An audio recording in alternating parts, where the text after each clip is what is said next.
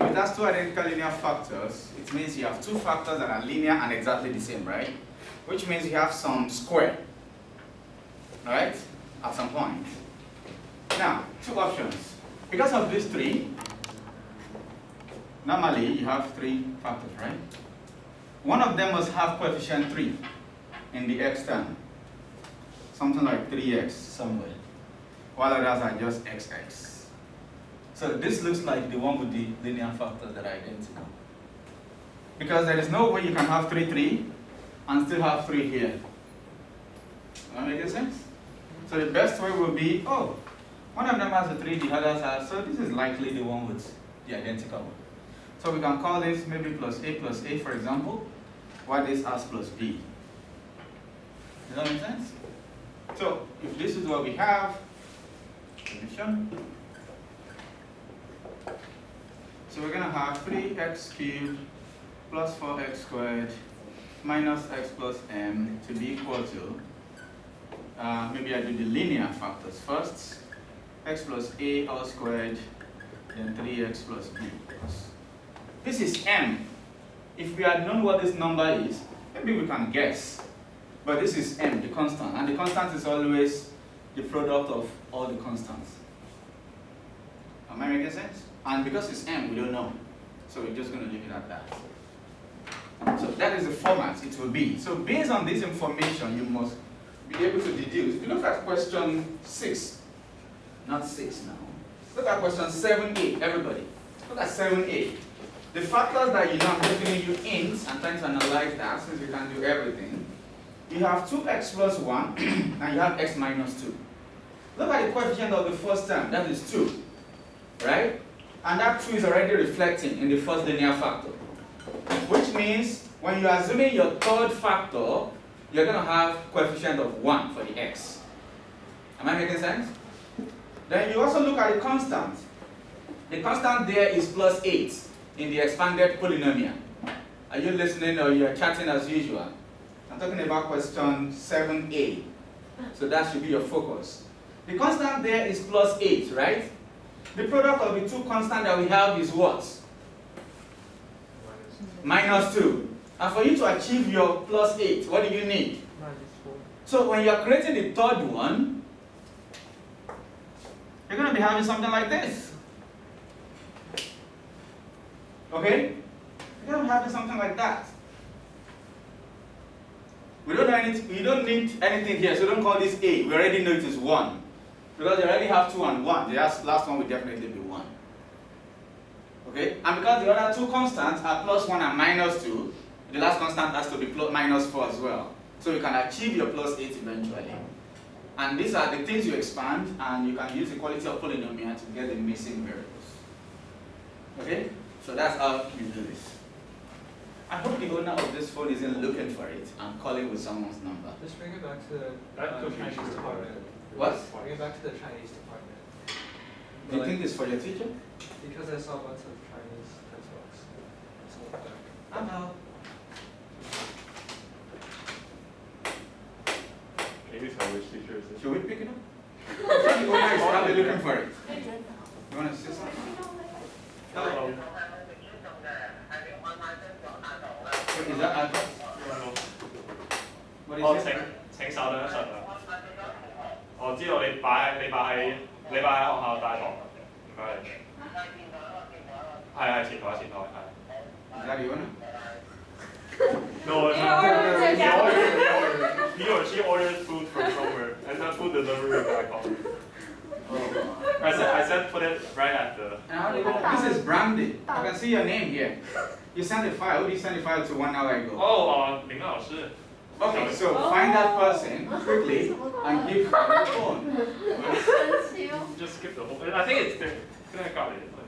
You think they're still coming back? No, I think they're like next to us. Please check. You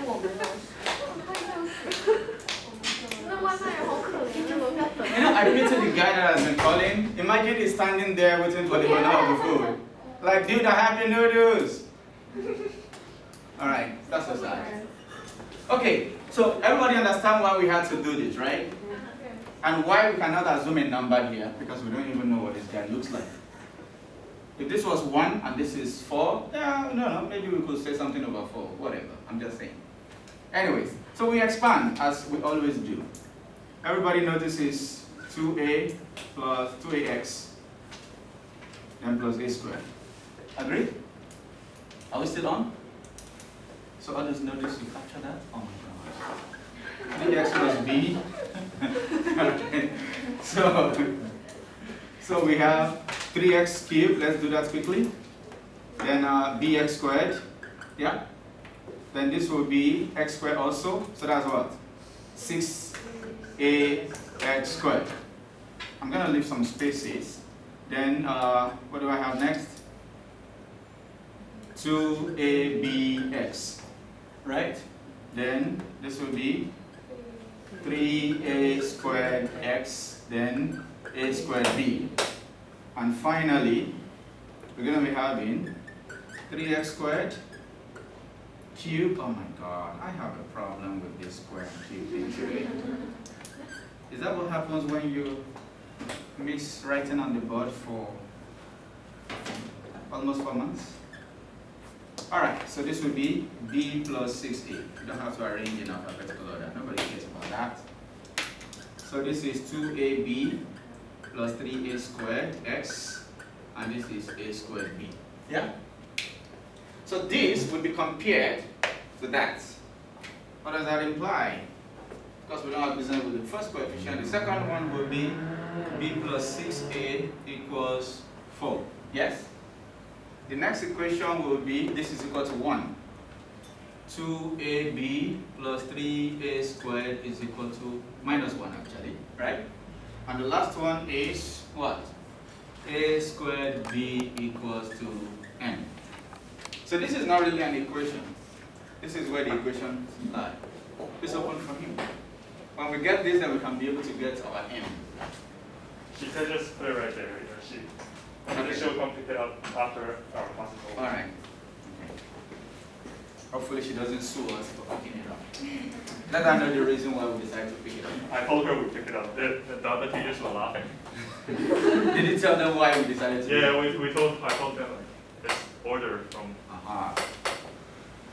Okay, so we have this. This is 1. This is 2. This is 3. So from 1, we can make b the subject, right? So from this 1, so b will be equal to 4 minus 6a, right? So put this into 2.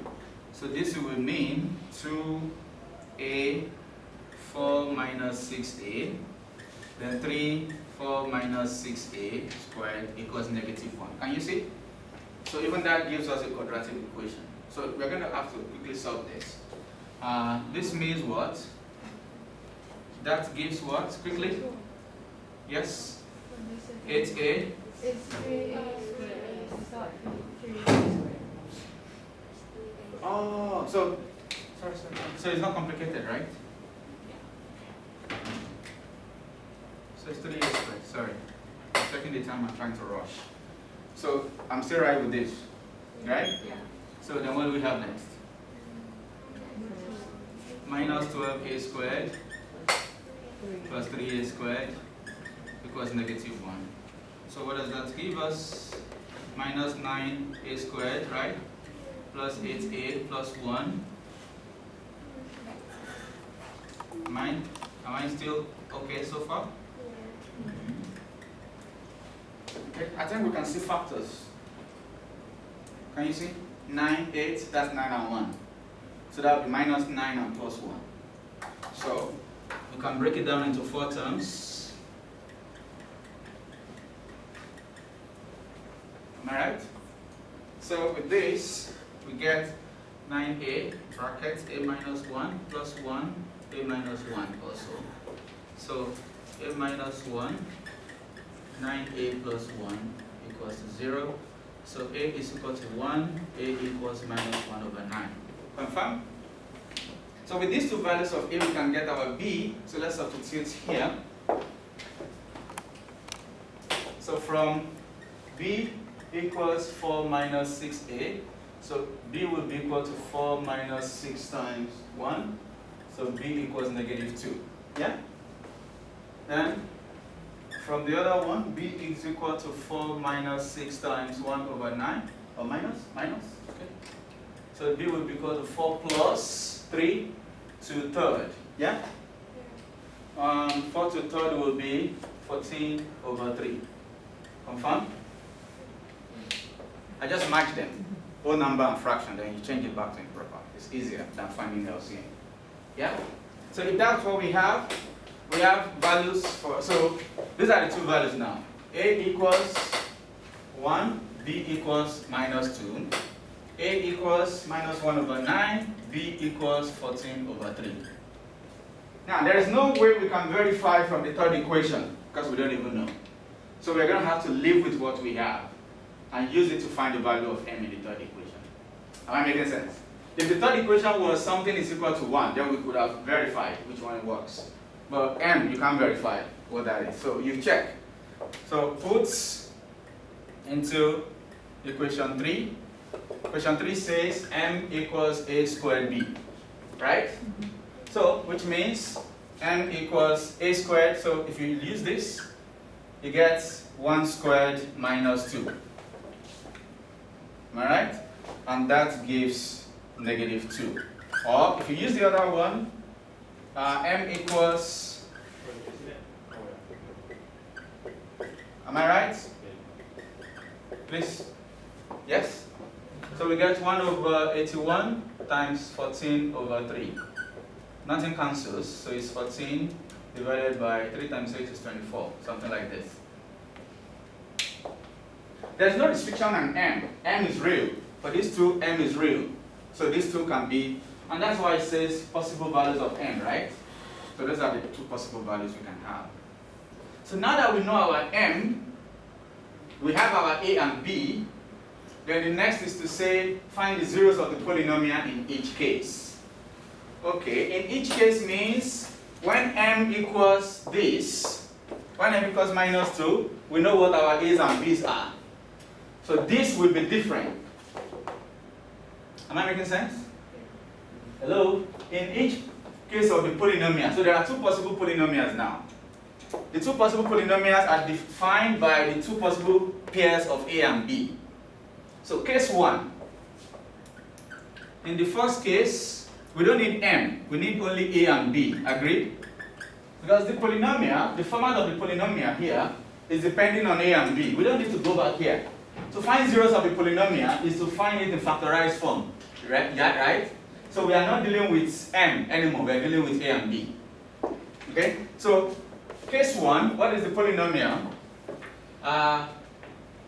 Case 1 is this, so which implies what? X plus 1 squared, then what? 3x minus 2. Okay? To find the zeros is to equate them to 0. Am I making sense? So I can say this is equal to 0. It's not an equation. We're trying to find the 0 by equating it to 0. It's an expression. Do we get the difference? We talked about that on Zoom, right? So, which means what are the values? Negative 1 and what?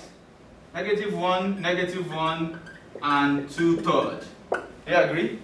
So these are the zeros. Hello? Yeah.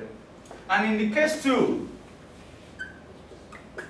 what are the values in case 2? A is minus 1 over 9, B equals 14 over 3. So the polynomial becomes what? Yes? Talk to me. Speak louder, please. X minus 1 over 9, that's the square part, yes? 3x plus 14 over 3. To get the 0 of this, we equate it to 0. So which means from here, x equals 1 over 9. Of course, twice. But we only need 1 over 9 anyway. Yeah?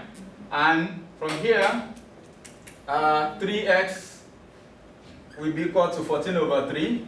Which means what? X equals 14 over 9. Negative? Where is it? Oh, yes. So from here, the zeros are 1 over 9 and negative 14 over 9. From here, the zeros are -1 and 2/3. So those are the zeros in each of the cases. Any questions? Just follow what the question asked. Don't go beyond that. Just stick to that. Okay? I'm not gonna, I don't know if I should go to that division or maybe we shouldn't. We're meeting tomorrow. We go straight into the division. We have done division in partial fractions, so that shouldn't take us time.